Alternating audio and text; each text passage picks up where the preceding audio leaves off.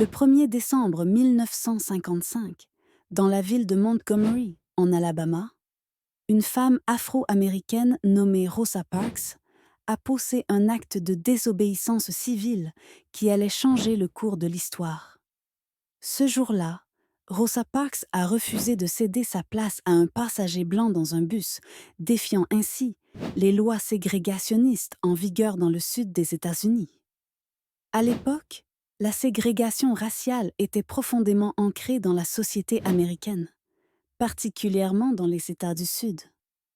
Les lois Jim Crow imposaient une séparation stricte entre les Blancs et les Noirs dans les espaces publics, y compris les transports en commun. Dans les bus, les Afro-Américains étaient relégués à l'arrière et devaient céder leur place aux passagers blancs si la section qui leur était réservée était pleine. Le geste de Rosa Parks n'était pas le fruit du hasard.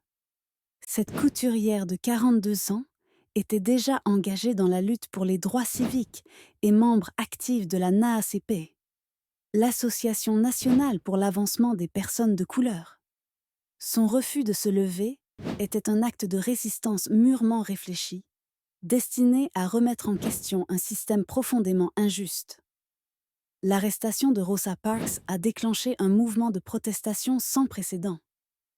Sous la direction de leaders comme Martin Luther King Jr., la communauté afro-américaine de Montgomery a organisé un boycott des bus de la ville qui a duré 381 jours. Cette action non violente a eu un impact économique considérable et a attiré l'attention nationale sur la question de la ségrégation raciale. Le boycott de Montgomery a marqué le début du mouvement des droits civiques aux États-Unis. Il a inspiré d'autres actions de désobéissance civile à travers le pays et a conduit à des changements législatifs majeurs.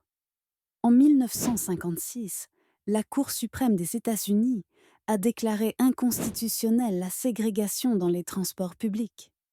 Le courage de Rosa Parks a fait d'elle un symbole de la lutte contre l'injustice raciale. Son acte de résistance pacifique a montré qu'un individu pouvait faire la différence et a encouragé des millions d'Américains à se lever contre la discrimination. Aujourd'hui, Rosa Parks est reconnue comme la mère du mouvement des droits civiques et son héritage continue d'inspirer les générations futures dans leur quête de justice et d'égalité.